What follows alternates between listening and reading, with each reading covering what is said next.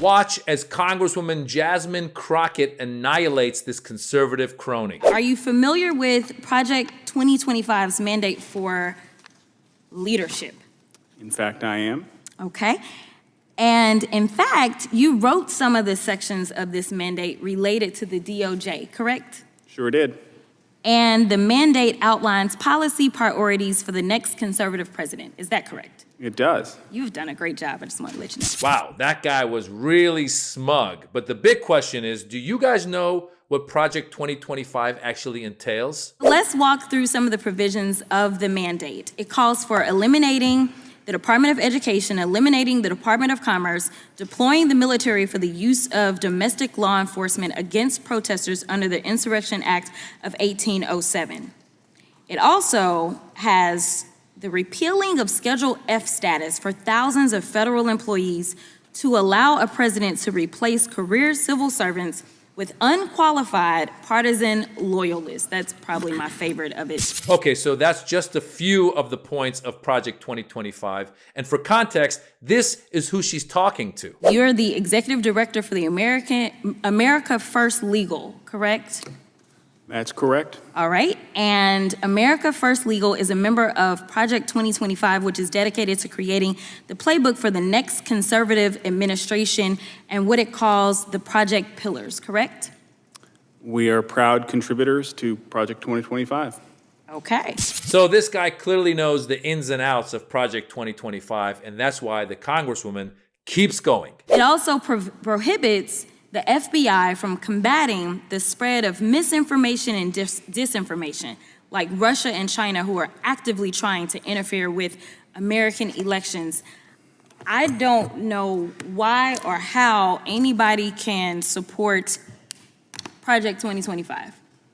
And I know that there was allegedly a joke about dictators and whether or not that's funny, but in the United States of America, dictatorships are never funny, and Project 2025 is giving the playbook for authoritarianism as well as the next dictator to come in. So there you have it, Congresswoman Crockett really laying things out for you. Let me just piggyback on something she said. Dictatorships anywhere are not funny. They're never funny. Unless if it's the movie The Dictator with Sacha Baron Cohen. That was funny.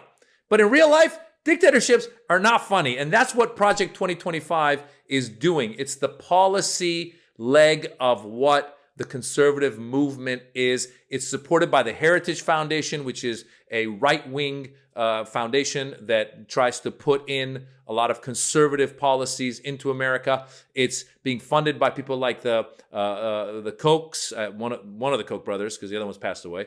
It's being funded by Leonard Leo. These guys are all conservatives who have conservative agendas. Now, let's step back for a second. Donald Trump is a clown. We all know he's a bozo. He's a clown. And there's a lot of funny things that come out of the stupid stuff that he says. But he also is a dictator in waiting. He said it himself. He said day one, he would become a dictator. He's admitted it. So now he's got the policies to implement that dictatorship. One of the things that the Congresswoman alluded to was that they want to go in and they want to fire the civil servants, meaning people that have been working in government. They want to get rid of them and put in loyalists. People that have passed the loyalty test will now be running the government. Does that sound familiar to you at all? Does that sound like the Nazi Party at all? Anyone? Hello? Wake up. Wake up. You know, a lot of people are upset at Joe Biden for many different reasons, and I know that he's got his faults. I know that there's a lot going on, but we cannot make the same mistake that we made in 2016 when people started to dislike Hillary Clinton, say, I'm not going to vote for Hillary, I'm going to sit this one out, and then come to find out a couple years later that because of the Trump presidency, they stack the court and they get rid of a woman's right to choose. So they want to do more of that kind of stuff. They want to take away a lot of progressive agendas and put in a lot of conservative agendas. A lot of it's religion-based. A lot of it's far-right religion-based. I come from a country, Iran, that before the Islamic Revolution was, at that time, run by a king. But once it mixed in religion, it went far-right, and it became the Islamic Republic of Iran. We are on the verge of becoming the Christian Republic of America. You're going to have loyalists doing whatever Donald Trump wants to do. You're going to have, you saw the congresswoman said, you're going to have the military that will come out when there's protests. Protesting in America is one of the most important things of a democracy, our ability to be able to protest. But they want to be able to bring out the military, just like Donald Trump had wanted to during the Black Lives Matters protests. We've heard now that he had asked some of his generals if he could just shoot some of the protesters. So things that extreme will start to happen. And if you don't think it will, we saw a woman's right to choose be taken away because it felt like it couldn't be, and yet they did. Even though a majority of the country wants a woman to have the right to choose, these organizations, through many years, through 50 years of working at it, were able to implement what a minority of the country wants because it's based on religion. They want to go into education. They want to redo education because they feel that it's all these people that are going to these school boards and they're saying that, oh my God, you're teaching our kids to be gay. That's the biggest BS in the world. But these people have created this moment of fear in parents and they're pushing these agendas. But if you look at it, you go, how is this happening? What are you talking about? And it doesn't exist. But they keep coming up with ways to scare people. Immigrants are coming to get us. Yes, we have an immigration problem. But on per capita, immigrants commit fewer acts of crime than actual American citizens. So it's all about demonizing the other. It's all about taking away your rights. They want to go hard on bringing back capital punishment. Now, whether you think that capital punishment is good or bad, at least we have a process in America whereby we're not just executing people left and right. But countries like Iran are known to execute people just based on, a couple of things that they accuse them of.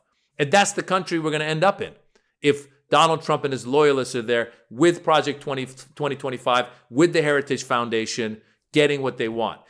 These people basically are worried that the country is changing. America is changing, becoming more diverse, becoming more progressive. And they have a lot of conservative and backwards beliefs. And so what they've done is they've created this thing, Project 2025. You should look it up. Look up Project 2025 online and read the things that they want to actually do. They want to dismantle a lot of these different departments, the Department of Commerce, the Department of Education. They want, and by the way, they're funded by a lot of wealthy people. So what do wealthy people want? Wealthy people want the government to stop regulating them so that they can just, run amok and make more money and do whatever they want. So, for example, they want to go after climate change, meaning like they're saying, hey, we need less restrictions on the climate efforts because we want to just make money. We want to keep pumping out pollutants into the atmosphere, and we don't care. We're rich. We're going to keep getting richer. So that's what Project 2025 wants. It's an actual real threat. So for anybody who was thinking of sitting out the election because they're upset at Joe Biden for whatever reason, just know that you may be walking down the street and you may be asked to show some kind of card to show your loyalty to this new administration that's going to come in if Donald Trump wins. It's really actually scary stuff. And it's really actually a dictatorship. So what you need to do is you need to make sure you're registered, go out, vote not for Donald Trump, vote for Biden, and at least we won't have a dictatorship. At least. Then you can complain as much as you want. You can try and push for change. You can try and push for whatever that issue is that you're upset about, whether it's our support of Israel right now with the bombings in Gaza and the killings in Gaza, whether it's you're upset about the economy, whether you're upset about whatever it is. At least these are things that you can fight for and protest for in America, and you're not supposed to be shot at by the military. So if you want to be shot at by the military, then go ahead and vote for Trump. I'm comedian Maz Jobrani. I've got a special on YouTube. It's called The Birds and the Bees. Watch it. Have a laugh. If you like it, tell your friend. If you don't, keep it to yourselves. Bye.